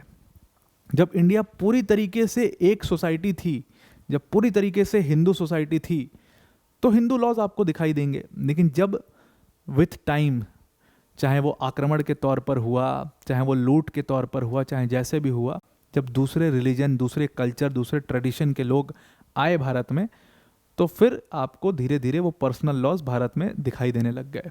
हम मुस्लिम्स की बात करें या हम आगे चल करके दो धर्म हमारे धर्मों से निकले, हालांकि वो तो ज़्यादातर हिंदू कल्चर ही फॉलो करते थे, या हम अंग्रेज़ों की बात करें, क्रिश्चियंस कैसे आए इंडिया में और कैसे क्रिश्चियनिटी शुरू हुई उसकी बात करें, तो ये सब जो है आप देखो तो धीरे धीरे लोग आते चले गए और फिर वो हमारा कल्चर में बसता चला गया। लेकिन आज की जो इंडियन सोसाइटी है वो बहुत ज़्यादा डाइवर्स है, बहुत ज़्यादा डाइवर्स है। इसीलिए उसमें एब्सोल्यूट होमोजेनिटी अगर हम लागू कर दें तो फिर हर जगह पर यह दिक्कत आपको देखने को मिल जाएगी। जैसे फॉर एग्जांपल व्यवहारिक तौर पर आप हिंदू में ही देख लो, हिंदूज में ही बहुत बहुत ज़्यादा अंतर है। जैसे हमारी जो सोसाइटी है नॉर्थ के साइड में, आप देखोगे नॉर्थ इंडिया में जो हिंदू सोसाइटी है वो पैट्रिलिनियल सोसाइटी है ज़्यादातर। लेकिन वहीं आप कुछ जगहों पर जाओगे, केरला में आप खास तौर से जाओगे तो वहाँ पर आपको मैट्रिलिनियल पूरा सोसाइटी दिखाई देगी। या हिंदूज के ही कुछ हिस्सों में जाओगे जो हिंदू रिलीजन फॉलो करते हैं, वहाँ पर मैट्रिलिनियल आपको चीज़ें फॉलो करती हुई मिलेंगी। नेपाल में भी हिंदुइज्म है, लेकिन वहाँ का हिंदुइज्म बहुत डिफरेंट है। नेपाल में आप जाओ और आप देखो वहाँ पर मैट्रिलिनियल फॉलो करते हैं। उसी तरीके से बहुत सारी जगह पर ऐसे मैट्रिलिनियल फॉलो करते हैं आज भी, तो उसमें फ़र्क आ जाएगा। कुछ लोग सपिंडा को मानते हैं, कुछ हिंदूज़ के सेक्ट्स ऐसे हैं जो सपिंडा नहीं मानते हैं, कुछ गोत्र मानते हैं, कुछ सेक्ट्स ऐसे हैं जो गोत्र नहीं मानते हैं। बहुत फ़र्क आ जाएगा। तो इसलिए होमोजेनिटी, एब्सोल्यूट होमोजेनिटी बिना एक्सेप्शन के लाना बहुत मुश्किल है। और मुझे तो लगता है कि यूनिफॉर्म सिविल कोड भी व्यवहारिक तौर पे अगर तीसरा वाला भी हम लाने की कोशिश करें, ये जो तीसरा वाला भी है, बहुत सारे एक्सेप्शंस एक तो उसमें हो जाएंगे और बहुत कंफ्यूजिंग हो जाएगा। ये तीसरा वाला भी लाना बहुत मुश्किल है। अगर आप यूनिफॉर्म सिविल कोड ला सकते हो तो वो डिफरेंट तौर पे उसी में मेजर अमेंडमेंट्स करके, मेजर इंप्रूवमेंट्स करके ही आप ला भी सकते हो। इस बात का भी आप ध्यान रखिएगा। बहुत ज़्यादा मुश्किल है। अभी आपको समझ में आ चुका होगा कि ये कितना अपने आप में ही कंफ्यूजिंग है ये सारी चीज़ें। अब अगर आपने यहाँ तक की बात समझ ली है तो अब आपको ये समझना है कि कैसे कैसे हमारे यूनिफॉर्म सिविल कोड तक पहुँचने की जो जर्नी है वो अभी कहाँ पर अटकी हुई है, और कैसे हमारे सिविल और क्रिमिनल लॉस में धीरे धीरे इवोल्यूशन हुआ, और किस तरीके से अंग्रेज़ों की उसमें क्या भूमिका रही, मुस्लिम्स आए उनकी क्या भूमिका रही, और कैसे कैसे पर्सनल लॉज जो हैं वो फॉर्म होते चले गए। और कुछ पर्सनल लॉज जो हैं वो इतनी बार अमेंड हुए, कुछ personal laws as it is रह गए, और आज भी कैसे वो डिफ्रेंसिएशन हमारी सोसाइटी में मौजूद है। तो उसके लिए आपको इस पूरी जर्नी का इवोल्यूशन समझना पड़ेगा। तो इसमें क्रिमिनल और सिविल दोनों का इवोल्यूशन समझेंगे। पहले क्रिमिनल का समझेंगे, फिर सिविल का समझेंगे। सिविल में कैसे कैसे छेड़छाड़ हुई उसको भी समझेंगे। तो इसमें अगर आप पूरे इस लीगल प्रोसेस का इवोल्यूशन देखो तो सबसे पहले तो इसको एंशिएंट इंडिया से ही स्टार्ट करते हैं। एंशिएंट इंडिया में मुस्लिम्स का कहीं कोई जिक्र ही नहीं है। बाद में जाकर के दो धर्म हमारे यहाँ से एंशिएंट इंडिया में जो आप सुनते हो वो निकले, एक बुद्धिज्म और एक जैनिज्म। खैर आज की डेफिनेशन में उसका तो कोई विवाद है ही नहीं, क्योंकि इनको हम हिंदूज़ की डेफिनेशन में ही काउंट करते हैं, तो उसमें तो कोई विवाद ही नहीं है। तो अगर आप एंशिएंट इंडिया में देखो तो लॉज जो हैं वो दो जगह पर फॉलो होते हैं। दो चीज़ों से हम निकाल के ले करके आते हैं, वो एक वेद है और एक हमारी स्मृतिज़ हैं। स्मृति में भी जो सबसे प्रमुख स्मृति है वो मनु स्मृति हम फॉलो करते हैं। मनु स्मृति के अलावा कुछ जगहों पर हम यज्ञवल्क्य स्मृति फॉलो करते हैं और एक नारद स्मृति भी होती है। लेकिन जो दो सबसे प्रमुख स्मृतियां हैं वो मनु स्मृति और यज्ञवल्क्य स्मृति जो हैं वो आपको फॉलो होते हुए एंशिएंट इंडिया में नजर आएंगी। अब अगर आप मेडिवल इंडिया में आओ, यही चीज़ को, इसी डिस्कशन को आप मेडिवल इंडिया पर लेकर के आओ, तो मेडिवल इंडिया में फ़र्क क्या था? बस इतना सा फ़र्क ये था। मेडिवल इंडिया जब मैं कह रहा हूँ ना, इस चीज़ को आप इस तरीके से लेना कि मुस्लिम्स का जब आगमन हो गया है हमारे देश में, मुस्लिम्स का, मैं मुगल की बात नहीं कर रहा हूँ, मैं मुस्लिम्स की बात कर रहा हूँ। मुस्लिम्स का जब आगमन, मुस्लिम समाज का जब आगमन भारत में हो गया है, तो उसको वहाँ से मैं मेडिवल इंडिया को उठा रहा हूँ। अब मेडिवल इंडिया में आप देखोगे तो मुस्लिम्स आ गए थे। तो जब मुस्लिम्स आए वो अपना कानून लेकर के आए जिसको हमने शरीयत कहा है। आज भी ये शरीयत जो है वो हमारे देश में लागू है। कैसे है वो भी आपको आगे बताऊंगा। जिसको हमने शरीयत कह दिया है, और जहाँ पर भी ये कानून लागू होता है उसको शरीयत ही कहते हैं। बस हाँ, इसमें एक मेजर चेंज ये हुआ कि मुगल पीरियड में आपको पता है कि जब औरंगज़ेब आया, वैसे तो शरीयत जो है वो कुरान और हदीत के बेसिस पर चल रहा था, कुरान और हदीत के बेसिस पर जो जो उनकी फॉलोइंग्स थी उसके बेसिस पर चल रहा था, लेकिन कोई कोडिफिकेशन या कोई उसका एक मुख्य तौर पर कोई किताब या कोई कोडिफिकेशन नहीं था, कोई रिटन प्रूफ या रिटन फॉर्म नहीं था। बस बार बार आपको जो काजी होते थे उनसे पूछना पड़ता था, और काजी जो है वो मुफ्ती से राय लेते थे उस केस में। काजी और मुफ्ती भी रैंकिंग है, काजी थोड़ा नीचे आते हैं, मुफ्ती थोड़ा ऊपर आते हैं। तो काजी और मुफ्ती के पास जा रहे हैं, वो बता रहे हैं कि इसका ये है, इसकी ये पनिशमेंट है, इसकी ये पनिशमेंट है, इसकी ये पनिशमेंट, कुछ रिटन फॉर्म में नहीं है। तो औरंगज़ेब के टाइम पर 1672 में एक बहुत मेजर चेंज ये हुआ था कि फतवाए आलमगिरी लिखा गया था। फतवाए आलमगिरी से औरंगज़ेब ने क्या किया था 1672 के अंदर, कि उसने इन पनिशमेंट्स को जो दी गई हैं, मतलब क्रिमिनल मैटर्स को, पॉलिटी से रिलेटेड मैटर्स को, रेवेन्यू से रिलेटेड मैटर्स को, इकोनॉमी को, इन सब को कोडिफाई कर दिया था। तो फतवाए आलमगिरी आप देखोगे तो उससे क्या हुआ था, सिर्फ कि एक छोटा सा एक खाका तैयार हुआ था उन क्रिमिनल या उन इकोनॉमिक मैटर्स का जो बार बार सामने आते थे, उसको औरंगज़ेब ने फतवाए आलमगिरी, फतवा मतलब कि जो एक मुफ्ती इशू करता है, तो मुफ्ती से बड़ा आलमगीर खुद ही है, तो आलमगीर वो खुद को कहता था ना औरंगज़ेब, तो फतवाए आलमगिरी था उसका, उसने एक पूरा कोडिफिकेशन लेकर के आया कि अब ये फॉलो किया जाएगा। वो एक मेजर चेंज हुआ मेडिवल इंडिया में। बाकी आपको कोई चेंज यहाँ पर दिखाई नहीं देगा। बाकी एज इट इज़ जो चीज़ चल रही है, जो चीज़ वेद में और स्मृतिज़ में लिखी गई है वो फॉलो हो रही है। यहाँ पर जो कुरान में हदीत में है वो शरीयत में फॉलो हो रही है, जो काजी और मुफ्ती कह रहे हैं वो चीज़ हो रही है। अब इस मेडिवल इंडिया के पीरियड के बाद अगर आप देखोगे जो मॉडर्न इंडिया का पीरियड आता है, तो मॉडर्न इंडिया के पीरियड में आपको पता है कि अंग्रेज़ों का आगमन, आपके इंग्लिश, पोर्टुगीज़, डच, इन सब का आगमन भारत में हो गया है। और उसमें सबसे इम्पॉर्टेंट इंग्लिश थे, क्योंकि उन्होंने सबसे ज़्यादा जिनका इम्पैक्ट हमारे जुडिशल सिस्टम पर दिखता है या जिनका इम्पैक्ट सबसे ज़्यादा हमारे लॉ पर दिखता है वो इंग्लिश थे, तो इसलिए इंग्लिश की बात हम करेंगे। तो इंग्लिश ने आपको पता है कि दीवानी राइट्स ले लिए थे। And if I am not wrong, तो ये दीवानी राइट्स 1765 में इंग्लिश ने ले लिए थे। दीवानी राइट्स का मतलब आप समझते क्या हो? जब मैं कह रहा हूँ दीवानी राइट्स, तो इसका क्या मतलब, दो शब्द होते हैं, एक दीवानी और एक फौजदारी। इसका मतलब क्या समझते हो? तो दीवानी का मतलब सिविल मैटर, यानी कि सिविल राइट्स, दीवानी राइट्स मतलब सिविल राइट्स, फौजदारी मतलब क्रिमिनल राइट्स। तो फौजदारी अदालत या दीवानी अदालत सुना है ना, वो इसीलिए कहते हैं सेशंस कोर्ट फौजदारी, सिविल कोर्ट दीवानी कह देते हैं उसको, वो उसका उर्दू शब्द है बस। तो दीवानी राइट्स उन्होंने 1765 में ले लिए थे अंग्रेज़ों ने। दीवानी राइट्स लेने का मतलब क्या था? ईस्ट इंडिया कंपनी ने ले लिया था। मतलब दीवानी राइट्स का लेने का मतलब ये था कि अब जितने भी ये आपके सिविल लॉ से रिलेटेड मैटर्स होंगे, उसके ऊपर पूरा राइट किसका होगा? उसके ऊपर पूरा राइट अंग्रेज़ों का होगा, एक स्पेसिफिक एरिया में। यही तो था दीवानी राइट्स का मतलब। या जितना भी रेवेन्यू से रिलेटेड मैटर होगा वो सब कौन देखेगा? वो ईस्ट इंडिया कंपनी ही देखेगी।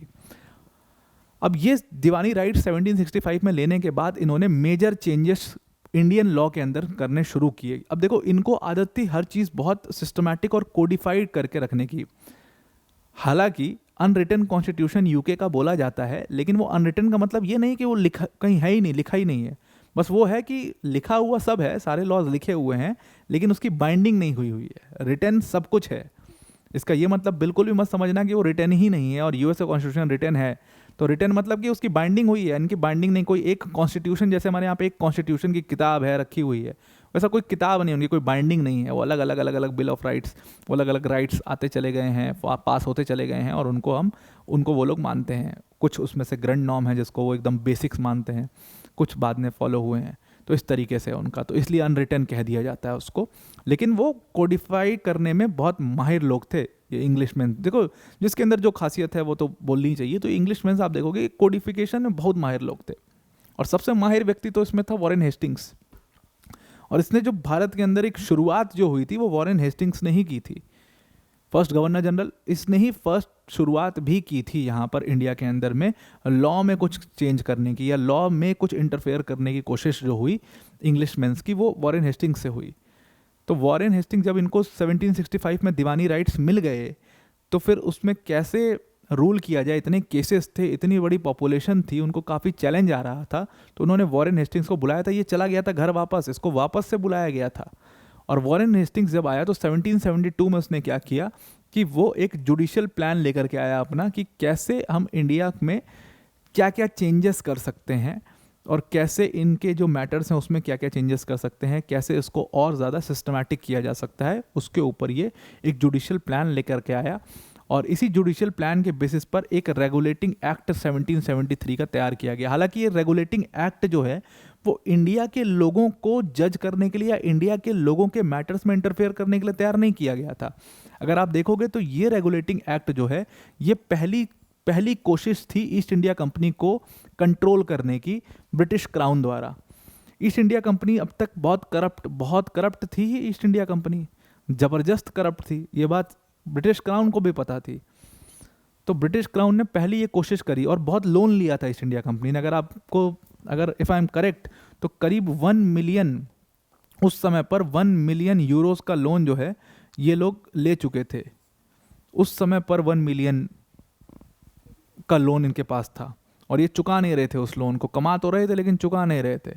तो इसमें इसी रेगुलेटिंग एक्ट 1773 से ये प्रावधान लाया गया कि जो आपकी डिविडेंड्स हैं वो 6% ही रहेंगे अगर आपने ये लोन जल्दी नहीं चुकाया तो। फिर अगर कोई पर्सन है, मतलब ईस्ट इंडिया कंपनी का कोई व्यक्ति है, वो पर्सनल ट्रेड नहीं कर सकता है। बहुत बार क्या होता था कि ईस्ट इंडिया कंपनी के मतलब ये लोग जो ऑफिसर्स बन करके आते थे और यहाँ पर पर्सनल ट्रेड करके बहुत पैसा कमा लेते थे। तो ये सब काम बहुत ज़्यादा उस समय पर होता था। तो उसको कर्टेल करने के लिए रेगुलेटिंग एक्ट 1773 लाया गया। लेकिन हाँ, उसमें इंडिया के पॉइंट ऑफ व्यू से या इंडियन लॉ के पॉइंट ऑफ व्यू से जो सबसे बड़ा चेंज किया गया कि एक सुप्रीम कोर्ट, इसी रेगुलेटिंग एक्ट के माध्यम से एक सुप्रीम कोर्ट जो कि फोर्ट विलियम्स में कलकत्ता में सेटअप किया गया, जिसको 1774 में सेटअप किया गया। और इस सुप्रीम कोर्ट के पास पहली बार ऐसा कुछ हुआ कि इस सुप्रीम कोर्ट के पास जो जुरिडिक्शन था वो सिविल और क्रिमिनल इन दोनों मामलों में था।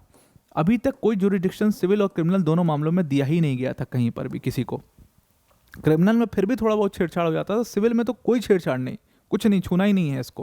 क्योंकि उनको पता था अंग्रेज़ों को कि अगर इनके साथ, इनके लॉज के साथ या इनके कस्टम्स के साथ छेड़छाड़ किया तो ये ऐसी की तैसी कर देंगे ये लोग, और फिर हम यहाँ पर रह भी नहीं पाएंगे, टिक भी नहीं पाएंगे। ईस्ट इंडिया कंपनी वालों को बहुत अच्छे से पता था ये चीज़। और कंपनी ही तो थी, कोई आर्मी थोड़ी थी उनके पास, कोई बहुत क्राउन का सपोर्ट थोड़ी था उनको। तो उनको वो तो दिमाग लगा के अपना रुक गए इतने साल, और हमने भी उस चीज़ को समझ नहीं पाए। हम भी खैर उसके ऊपर बाद में कभी डिस्कस करेंगे। तो सुप्रीम कोर्ट का यहाँ पर इन्होंने स्थापना की, सिविल और क्रिमिनल पूरे दोनों जुरिडिक्शन इनको ओरिजिनल और एपिलेट जुरिडिक्शन दोनों दे दिया है। अब ये सब जो वर्ड है भले आपको भी समझ में नहीं आ रहे होंगे, आगे आपको ये सारी चीज़ें समझ में आएंगी। तो ये पहली बार कुछ लॉ के पॉइंट ऑफ व्यू से, अगर भारत में इंडिया के लॉ के पॉइंट ऑफ व्यू से कुछ हुआ है तो ये यही वॉरेन हेस्टिंग्स ने किया था।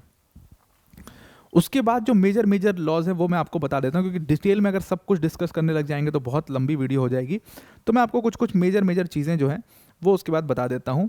अब यहाँ के पीरियड से, अब कुछ लोगों का नाम है जो आपको बिल्कुल इंपॉर्टेंटली हर जगह पर याद रखने हैं, मॉडर्न इंडिया में भी याद रखना है, पॉलिटी में भी याद रखना है। वो कुछ लोग कौन कौन है? एक तो वॉरेन हेस्टिंग्स का नाम मैंने बता ही दिया। दूसरा यहाँ पर आपको विलियम बेंटिंक दिख जाएगा। विलियम बेंटिंक के अलावा अगर आप देखोगे तो आप वेलेस्ली का नाम याद रख सकते हो, कॉर्नवालिस का नाम याद रख सकते हो, और फिर हेनरी मेन का नाम याद रख सकते हो, जॉन रोमेली, लॉर्ड मैकाउले, इन लोगों का नाम आप याद रखो तो आप इंडियन लॉ में या इंडियन जुडिशियल सिस्टम में क्या क्या चेंजेस हुए हैं वो आपको बहुत अच्छे से समझ में आ जाएंगे। तो दूसरा जो व्यक्ति था, दूसरा जो मेजर चेंज हुआ इंडियन लॉज के अंदर या इंडियन पर्सनल लॉज के अंदर, जो छेड़छाड़ हुई या जो चेंज हुआ, पहली बार जो इंटरफेयर करने की कोशिश हुई सही तरीके से, वो लॉर्ड विलियम बेंटिंक के टाइम पर हुआ। 1828 में लॉर्ड विलियम बेंटिंक और राजा राम मोहन रॉय साथ में काम करने लग गए। आपको पता था कि राजा राम मोहन रॉय एक समाज सुधारक थे, एक सोशल रिफॉर्मर थे, और राजा राम मोहन रॉय जिन्हें अपनी सारी ज़िंदगी किस चीज़ के ऊपर काम किया, उन्होंने सती प्रथा के ऊपर लगातार वो काम कर रहे थे। तो राजा राम मोहन रॉय का सपोर्ट मिला विलियम बेंटिक को, और तब विलियम बेंटिक को ये हिम्मत आई कि कुछ सिविल मैटर्स जो हैं उनमें कुछ चेंजेस तो बहुत ज़रूरी है। सिविल भी नहीं, ये तो क्रिमिनल ही आप कह लो कि मतलब अब सती प्रथा क्या होता था कि मान लो किसी लेडी का हस्बैंड जो है उसकी डेथ हो जाती है किसी किन्हीं कारणों से, तो उस लेडी को उसके जो अर्थी है, जो जहाँ पर उसकी बॉडी जलाई जा रही है उसी पर जल के उसी के साथ मर जाना होता था। ये सती प्रथा था उस समय पर। तो ये बहुत ही खराब एक प्रथा जो है वो देश में अपनी चले आ रही थी। तो राजा राम मोहन रॉय इसको बहुत ख़त्म कराने की कोशिश कर रहे थे उस समय पर। अच्छा, आपने एक मूवी है अभी रिसेंट में आई है, आपने पता नहीं देखा होगा कि नहीं होगा, नेटफ्लिक्स पे आई थिंक है, उसका नाम है महाराज या महाराजा करके कोई एक महाराज या महाराजा है, आमिर खान का बेटा उसमें एक्टिंग कर रहा है, और उसमें एक प्रथा को लेकर के, जो प्रथा आपने देखा है, जो प्रथा को लेकर के, अगर आपने देखी होगी आप समझ गए, उस प्रथा को लेकर के कोर्ट में केस हुआ है, और उसमें आपको तमाम दिख रहा है। उसमें आपको 2-3 व्यक्ति दिख रहे हैं जो सोशल रिफॉर्मर्स हैं, तो उनमें से एक जो है वो राजा राम मोहन रॉय भी हैं, उनमें से एक व्यक्ति जो है वो राजा राम मोहन रॉय भी हैं, जो करसन दास को सपोर्ट कर रहे हैं। तो वो सोशल रिफॉर्मर उस टाइम पर ऐसा ही होता था, आउटकास्ट करके रखा जाता था उनको बिल्कुल सोसाइटी से, लोग बहुत चिढ़ते थे उनसे। आज हम बहुत बड़े फोर फादर्स देखते हैं उनको, ईश्वर चंद्र विद्यासागर या राजा राम मोहन रॉय का नाम आज हम जानते हैं, बड़े रिस्पेक्ट से लेते हैं। उस टाइम पर सोसाइटी में उनको एकदम आउटकास्ट कर दिया गया था कि ये देखो हमारे तो रिलीजन के साथ छेड़छाड़ करना चाहते हैं, तो हमारे जो रिलीजियस लॉज हैं उनको पूरा चेंज करना चाहते हैं। तो वही हाल है। तो राजा राम मोहन रॉय का सपोर्ट मिला यहाँ पर लॉर्ड विलियम बेंटिक को। उन्होंने कहा कि आप चेंज करो, एक पॉजिटिव चेंज लाने की कोशिश हमारी सोसाइटी में है, आप करो, हम अपने हिंदू रिलीजन में इम्प्रूवमेंट चाहते हैं। ये जो प्रथाएं हैं इसके बारे में कहीं लिखी नहीं है, और इसको एज इट इज़ बस कस्टम्स फॉलो करके चलाया जा रहा है, इसको आप हटा दीजिए। तो लॉर्ड विलियम बेंटिक ने फाइनली 1829 में सबसे मेजर जो बड़ा स्टेप, अगर सिविल मामलों में आप देखोगे या सिविल या क्रिमिनल किसी भी मामलों में देखोगे, जो सबसे बड़ा मेजर स्टेप किसी पर्सनल लॉज के साथ इंडिया में अगर किया गया है तो वो 1829 में पहली बार हुआ है, जिसमें हमने सती प्रथा को अबॉलिश कर दिया लॉर्ड विलियम बेंटिक ने, और उसके साथ फीमेल इन्फेंटिसाइड को भी अबॉलिश कर दिया गया। बहुत जगह पर क्या होता था कि अगर लड़की पैदा हो रही है तो उसको दूध में डुबा करके मार दिया जाता था। राजस्थान में आपने बहुत अभी मतलब आज़ादी के बाद तक ये चीज़ जो है, राजस्थान में कई सारे केसेस आए जहाँ पर दूध में डुबा करके अगर लड़की पैदा हो रही है तो मार दिया, इससे तो पूरा सेक्स रेशियो ही गड़बड़ हो जाता था। अब तो जा करके वो चीज़ नॉर्मलाइज हुई है। तो इन दोनों चीज़ों को एबॉलिश किया, और ये सबसे फर्स्ट एंड पॉजिटिव चेंज था। और उसके बाद ऐसे चेंजेस जो हैं वो होते रहे। उसके बाद अगर आप देखोगे तो मेजर चेंज में जो आता है वो 1833 में हुआ, चार्टर एक्ट आया, और चार्टर एक्ट से पहला लॉ कमीशन 1834 में बनाया गया। और इस पहले लॉ कमीशन का जो चेयरमैन है वो लॉर्ड मैकाउले को बनाया गया, और लॉर्ड मैकाउले को यही काम दिया गया था कि भाई, लॉर्ड मैकाउले तैयार ही नहीं थे इंडिया आने के लिए, बिल्कुल रेडी नहीं थे। इनको बड़ा रिक्वेस्ट करके, बड़ी चिरौरी करके, बहुत पढ़े लिखे, बहुत ज्ञाता आदमी था, तो इसको बुलाया गया कि भाई आओ और एक ऐसा लॉ फॉर्म करो इंडिया में, क्योंकि इंडिया में इतनी डाइवर्सिटी थी कि अंग्रेज़ों की हालत ख़राब हो जा रही थी। और अगर आपने वो वाली मूवी जिसका मैं रेफरेंस अभी थोड़ी देर पहले दे रहा था वो देखा होगा, देखो आप कोर्ट कितना सबमिसिव है वहाँ पर। कोर्ट कुछ भी ऐसा नहीं कहना चाह रहा है या कुछ भी ऐसा नहीं करना चाह रहा है जिससे हिंदूज या मुस्लिम्स या किसी भी रिलीजन की कोई भावनाएं आहत हो जाएं, क्योंकि वो फिर दंगे होंगे और फिर ऐसी की तैसी कर देंगे वो लोग। ये बात अंग्रेज़ों को बहुत अच्छे से पता थी, और इसीलिए वो उस चीज़ को ट्रिगर नहीं करते थे, वो उस चीज़ को नहीं छेड़ते थे। देखो, एक बार छेड़ा तो इतनी बड़ी क्रांति हुई, एक बार छेड़ा तो फर्स्ट वॉर ऑफ इंडिपेंडेंस 1857 हुआ। उसमें जो गेम चेंजर मूवमेंट था, हालांकि बहुत सारे उसके रीजंस थे, लेकिन जो गेम चेंजर मूवमेंट था वो कार्ट्रिजेज ही तो था, जिसमें हल्ला हो गया था कि उसमें बफेलो और उसमें काऊ और पिग का उसमें हमने चर्बी यूज़ किया है अंग्रेज़ों ने। वही एक गेम चेंजर मूवमेंट था, मंगल पांडे से शुरू हुआ जो चीज़।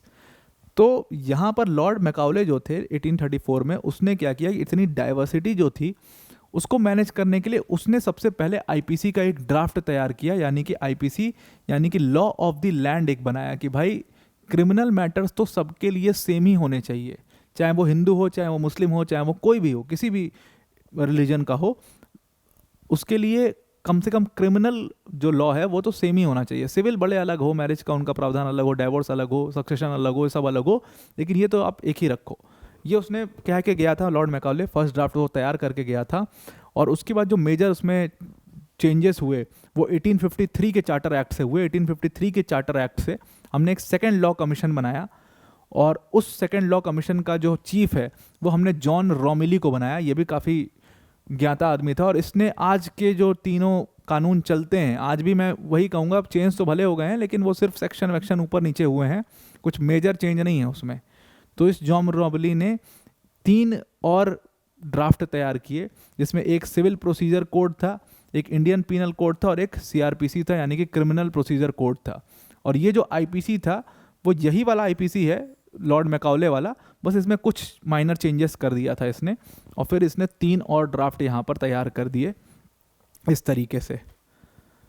और फिर आपको पता है कि 1853 के बाद अगर आप देखोगे तो 1856 में नेक्स्ट जो मेजर चेंज किया गया इंडिया के, या आप कह लो अभी जितना भी आप देखो ये सारा जो चेंजेस हो रहे हैं ये सब क्रिमिनल मैटर्स में हो रहे हैं या हिंदूज के सिविल मैटर्स में हो रहे हैं। अभी तक मुस्लिम्स को इन्होंने कहीं पर भी टच नहीं किया है। अब ये इसका क्या परिणाम होगा वो मैं आपको आगे समझाता हूँ, डिटेल में समझाता हूँ। तो यहाँ पर 1853 के बाद आपको पता है 1853 में लॉर्ड डलहौजी था, उसके बाद जो मेजर चेंज हुआ लॉर्ड डलहौजी ने कई सारे कानून लेकर के आया जिसके लिए बहुत इनफेमस है, और एक जो ढंग का कानून लाया जिसको आज की डेट में आप ढंग का बोल सकते हो, वो 1856 के टाइम पर उसने एक हिंदू विडो रीमैरिज एक्ट वो लेकर के आया था। और यहाँ पर लॉर्ड डलहौजी को भी सपोर्ट था एक बहुत बड़े सोशल रिफॉर्मर का जिनको ईश्वर चंद्र विद्यासागर कहा जाता है। ईश्वर चंद्र विद्यासागर जी ने इसकी बहुत मदद की थी और ईश्वर चंद्र विद्यासागर जी की मदद से ये हिंदू विडो रीमैरिज एक्ट लेकर के आया था। और ये जो हिंदू विडो रीमैरिज एक्ट था आपको पता होगा कि ये हिंदू विडोज़ को पहले देखो हमने सती प्रथा तो ख़त्म कर दिया, तो चलो अब हिंदू जो विडोज़ हैं वो कम से कम जी तो पा रही हैं, लेकिन अपनी लाइफ को आगे नहीं बढ़ा पा रही हैं। तो उनके लिए एक प्रोविज़न लेकर के आया गया कि अगर फैमिली चाहती है उनकी शादी कराना, वो चाहती हैं खुद शादी करना दूसरी, तो वो कर सकती हैं इस एक्ट के माध्यम से, उनको कोई रोक नहीं सकता है, कोई ट्रेडिशन या कोई कस्टम रोक। हालांकि ये सिर्फ एक्ट पास हो गया, इसको सोसाइटल लेवल पर इम्प्लीमेंट करवाना भी एक बहुत बड़ा चैलेंज था, आज भी चैलेंज है। कोई भी एक्ट पास तो हो गया पार्लियामेंट में, सोसाइटल लेवल पर इम्प्लीमेंट कराना किसी भी पर्सनल लॉ में बहुत मुश्किल है। आज भी कई सारी मुस्लिम फैमिलीज, मैं खुद ऐसी जानता हूँ जहाँ पर इंस्टेंट ट्रिपल तलाक अनकॉन्स्टिट्यूशनल होने के बावजूद है और चल रहा है, धूमधाम से चल रहा है, होता है ऐसा, आप आगे समझोगे वो सब। तो ये हिंदू विडो रीमैरिज एक्ट इन्होंने किया। और इसके बाद आपको पता है कि 1857 के time first war of independence हुआ, और फर्स्ट वॉर ऑफ इंडिपेंडेंस के बाद ब्रिटिश क्राउन ने पूरी तरीके से सारे जो कंट्रोल हैं वो ईस्ट इंडिया कंपनी से अपने पास ले लिए। और जैसे उन्होंने कंट्रोल अपने पास लिया, अब ये फर्स्ट वॉर ऑफ इंडिपेंडेंस से वो एक चीज़ सीख गए थे कि अगर कोडिफिकेशन नहीं किया गया और अगर स्ट्रिक्टली इन लॉस को इम्प्लीमेंट नहीं किया गया तो ये दोबारा हो सकता है। तो उन्होंने सबसे पहला काम यही किया कि 1859 में उन्होंने सीपीसी इम्प्लीमेंट किया। जो ड्राफ्ट वो जॉन रोमिली बना करके तैयार करके गया था उसको पहले 1859 में इसको पास किया, इम्प्लीमेंट किया, 1860 में आईपीसी को किया और 1861 में सीआरपीसी को किया। तो 3 साल में, अगले 3 साल में सबसे मेजर ये इन्होंने चेंजेस यहाँ पर कर दिए। और उसी के अलावा और उसी के साथ साथ अगर आप देखोगे इसी में और 10 साल आप देखोगे तो जॉन रोमिली ने काम किया उसमें हेनरी मेन के साथ मिल करके, और इन दोनों ने मिल करके 2 और एक्ट्स पास करवाए जिसको हम इंडियन एविडेंस एक्ट कहते हैं 1872 का, और इंडियन कॉन्ट्रैक्ट एक्ट कहते हैं 1872 का। ये आज भी एज इट इज़ फॉलो हो रहे हैं। अब इन दोनों के मेहनत से आपको, ये दोनों व्यक्तियों की मेहनत से आपको 1, 2, 3, 4 और 5 लगभग पूरा क्रिमिनल लॉ अब यहाँ पर आपको कोडिफाइड नज़र आ रहा होगा कि इंडिया में जो क्रिमिनल लॉ आज भी फॉलो हो रहा है, जो कि हर रिलीजन के लिए एक बराबर है, जिसको आप कह सकते हो कि वो यूनिफॉर्म है, वो क्रिमिनल लॉ आपको यहाँ पर नज़र आ रहा होगा, जिसको यूनिफॉर्म क्रिमिनल लॉ आप कह सकते हो, यूनिफॉर्म क्रिमिनल कोड कह सकते हो, वो आपको यहाँ पर नज़र आ रहा होगा। ये सारा अंग्रेज़ों ने करके दिया और हमने एज इट इज़ कुछ माइनर चेंजेस के साथ इसको लागू भी किया भारत में। अब 2024 का तो नया आ ही चुका है कानून, आपको पता ही है, तो उसके ऊपर कभी डिटेल में डिस्कस करेंगे कि वो कैसे कैसे इंप्लीमेंट किया जा रहा है और क्या क्या उसमें चेंजेस हुए हैं। बट यहाँ तक हमने पूरी क्रिमिनल लॉज के कोडिफिकेशन की जर्नी समझ ली है, और सिविल लॉज में जो माइनर, जैसे विडो रीमैरिज एक्ट, सती प्रथा, ये सब जो माइनर चेंजेस चल रहे हैं ये तो चल ही रहे हैं। अब इसके बाद जो हमें पूरा कोडिफिकेशन समझना है वो सिविल लॉ का ही समझना, और उसमें भी हिंदू सिविल लॉज का कोडिफिकेशन ज़्यादा हुआ है, और फिर मुस्लिम कोडिफिकेशन जो हुआ है वो क्या हुआ है, क्रिश्चियन कोडिफिकेशन क्या हुआ है, या ज्यूज़ का कोडिफिकेशन क्या हुआ, उसको समझना है। तो आज का लेक्चर यहीं पर एंड करते हैं, जहाँ पर हमने पूरी क्रिमिनल लॉज की जर्नी यहाँ तक समझ ली है। तो आई होप आपको ये सब कुछ समझ में आ चुका होगा। नेक्स्ट वीडियो में हम सिविल लॉज की पूरी जर्नी समझेंगे कि उनका कोडिफिकेशन कैसे कैसे हुआ, और आज हम जो देखते हैं वो किस तरीके से देखते हैं, और यूनिफॉर्म सिविल कोड में क्या डिबेट्स हैं, क्यों नहीं लाया जा सकता या क्यों इतना डिफ़िकल्ट हो रहा है, वो क्यों हो रहा है, उसको भी हम समझेंगे। तो अब आपको पूरा आज का लेक्चर समझ में आ गया होगा। आज के लिए इतना ही। Thank you and have a nice day.